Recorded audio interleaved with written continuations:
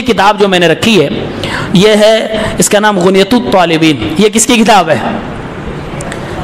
شیخ عبد القادر جیلانی رحمہ اللہ کی لکھی ہوئی کتاب ہے.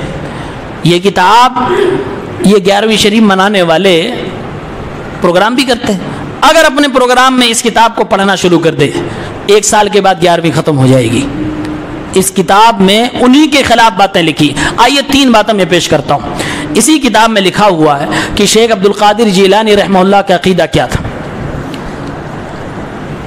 اس میں لکھا ہوا کہ ان کا عقیدہ وہی تھا جو صحابہ کرام کا تھا، وہی تھا جو سلف صالحین کا تھا. ایک مثال ہے، آپ لوگوں سے میں بارہا کہتا ہوں، کسی کو چیک کرنا ہو کہ سلف صالحین کے عقیدے پہ ہے یا نہیں تو صرف ایک سوال پوچھو، اللہ کہاں ہے؟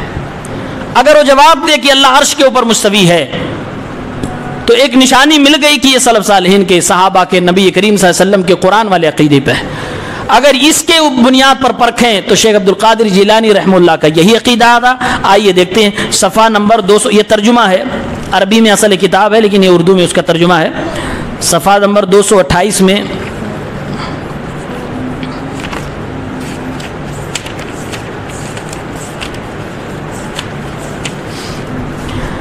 اس میں لکھا یہ باطل فرقوں کے بارے میں. انہوں نے جو حدیث اللہ کے نبی کی ہے کہ مسلمان 72-73 فرقوں میں بٹیں گے، سب کا نام انہوں نے گنوایا ہے. اس میں آگے لکھتے ہیں ایک باطل فرقے کے بارے میں کہ باطل فرقہ کا عقیدہ ہے کہ قاری کی زبان سے اللہ ہی قرآن پڑھتا ہے.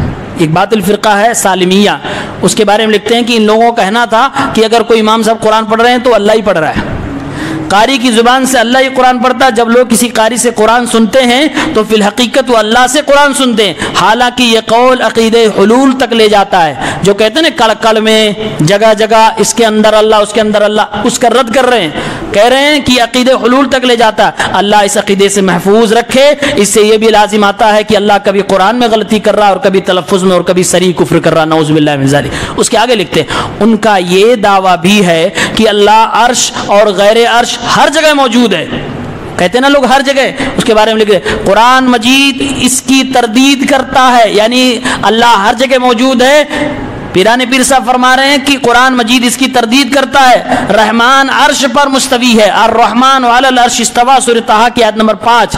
اللہ نے اپنے عرش پر مستوی ہونے کا ذکر فرمایا ہے، نہ کہ زمین پر، پہاڑوں پر یا حاملہ عورتوں کے پیٹوں وغیرہ پر.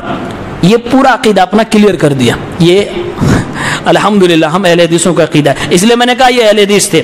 اس کے بعد پیج نمبر 206 میں انہوں نے بتایا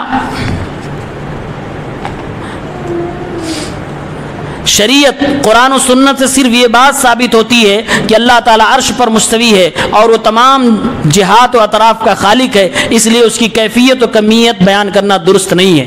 یعنی اللہ رب العالمین عرش پر مستوی ہے، 2 جگہ اس کتاب پر مجھے ملی. دوسری بات، نماز پیران پیر صاحب کیسے پڑھتے تھے؟ کیسے پڑھتے تھے؟ رفع دین کرتے تھے کہ نہیں کرتے تھے؟ آمین کہتے تھے کہ نہیں کہتے تھے؟ آمین بھی کہتے تھے، رفع دین بھی کرتے تھے. اسی کتاب کے اندر صفحہ نمبر 61 پر لکھا ہوا ہے، نماز کا طریقہ بھی لکھا. انہوں نے لکھا نماز کے ارکان، یعنی نماز میں جو چیزیں بہت ضروری ہیں جس کے بغیر نماز نہیں ہوگی. اس میں لکھا نمبر 3 سورہ فاتحہ. سورہ فاتحہ ضروری ہے، اس کے بغیر نماز نہیں ہوگی. پیران پیر صاحب کا فتویٰ ہے. اس کے بعد لکھتے ہیں نماز کی حیتیں، یعنی جو نماز میں ایکٹیویٹی کی جاتی ہے. اس میں لکھا نماز میں 25 حالتیں. نمبر 1، پہلے نمبر پہ نماز شروع کرتے وقت رکوع میں جاتے ہوئے، رکوع سے اٹھتے ہوئے رفع یدین کرنا. واضح لکھا صاف، رفع یدین کرنا. اور رفع یدین کا طریقہ بھی بتا رہے، جو لوگ کان چھوتے ہیں وہ بھی سن لیں.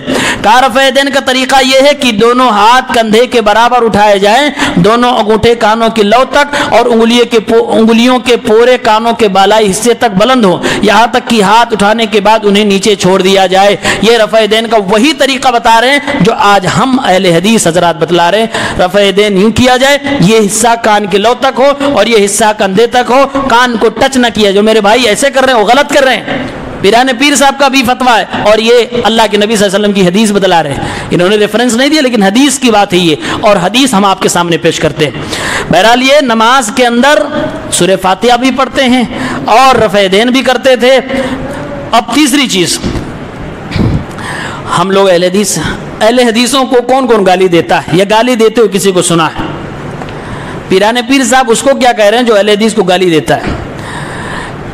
اہل بدعت کی علامات، کہا بدعتیوں کی پہچان، کچھ پہچان لکھی ہے، کہا بدعتیوں کو پہچان کیا؟ یاد رکھو کہ اہل بدعت کی کچھ مخصوص نشانیاں اور علامات ہیں جن سے وہ پہچان لیے جاتے ہیں۔ مثلاً اب نشانی بتا رہے ہیں، مثلاً اہل بدعت اہل الحدیث پر طعن و تشنیع کرتے ہیں۔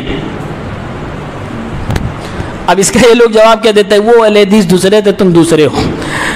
یہ تو بھاگنے والی بات ہو گئی۔ تمہارے امام صاحب جن کی 11ویں کھا کھا کے موٹے ہوئے ہو، جن کی 11ویں ہر سال ہر مہینے کھا رہے ہو، وہ رفع دین ہماری طرح یعنی نبی کریم صلی اللہ علیہ وسلم کی سنت کے مطابق کر رہے ہیں، سورہ فاتحہ بھی پڑھ رہے ہیں، نماز رسول اللہ صلی اللہ علیہ وسلم کے مطابق وہ بتا رہے ہیں، شریعت کے سنت کے مطابق بتا رہے ہیں، اور عقیدہ اپنا سلف صالحین کا اللہ عرش پر مستوی یہ بتا رہے ہیں۔ کہہ رہے ہیں کہ بدعتی کی پہچان یہ کہ اہل حدیث کو طعن و تشنیع کرتا ہے، اور طعن و تشنیع کی مثال بھی دی۔ کیا کرتا ہے؟ ہم لوگوں کا نام بھی بگاڑتے ہیں، لوگ وہابی کہتے ہیں، ہم وہابی ہیں، یہ چڑھاتے ہیں۔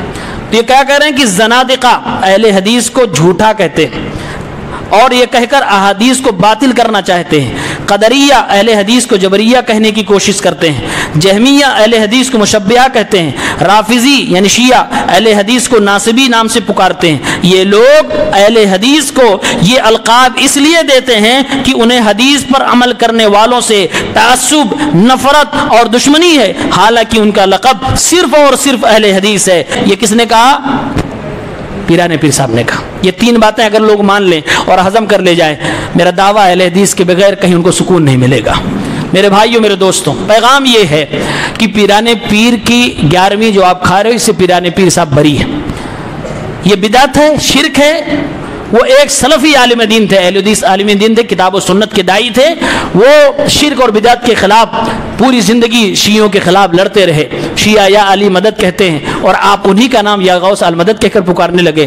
جو آدمی شیعوں کے خلاف جہاد کر رہا ہو، اسی آدمی کو آپ نے ان کے مد مقابل کھڑا کر کے اس کو آپ نے رب کا درجہ دے دیا، اور نماز کے بعد ان کو عبادت میں پکارنے لگے۔ ان کے نام کی ایک نماز غوثیہ ہی بنا لی۔ یہ ساری چیزیں بدعات، خرافات، رسم و رواج میں آتی ہیں۔ اللہ رب العالمین سے توبہ کیجیے، وقت رہتے ہی توبہ ضروری ہے، ورنہ یہ گناہ عظیم ہے، رب العالمین کبھی معاف نہ فرمائے گا۔ میرے نبی صلی اللہ علیہ وسلم حوض کوثر سے دھتکار دیں گے۔ اس انسان کے لیے جو مشرک ہوگا اس کی شفاعت نہیں فرمائیں گے، اس انسان کا کوئی مددگار نہ ہوگا، سوائے جہنم کے کوئی اور ٹھکانہ نہ ہوگا۔ اللہ کا پہلے سے اعلان ہے، ان اللہ لا یغفر ان یشرک بہ ویغفر ما دون ذلک لمن یشاء۔ اللہ مشرکوں کو، شرک کرنے والوں کو کبھی معاف نہیں کرتا ہے۔ لہذا توبہ ابھی کر لیں، جلد از جلد کر لیں، اور اپنے رشتہ داروں، دوستوں، احباب تک یہ باتیں پہنچائیں تاکہ انہیں بھی اللہ رب العالمین توبہ کی توفیق عنایت فرمائے اور منہج صحیح کی طرف آئے۔ اہل حدیثیت کو، جس کو پیران پیر فرما رہے، یہی صحیح مسلک ہے۔ اور کہا اہل سنت، اس میں اندر ایک بات یہ بھی کہی انہوں نے کہ اہل سنت، آج لوگ لڑتے ہیں نا، وہ کہتے ہیں ہم اہل سنت ہیں۔ پیران پیر صاحب کہہ رہے ہیں اہل سنت کون ہے؟ اس جگہ پہ اہل حدیث کے بارے میں بتایا کہ اہل حدیث کو جو برا بھلا کہتے ہیں وہ بدعتی ہوتے ہیں۔ جب انہوں نے فرقوں کے نام گنائے،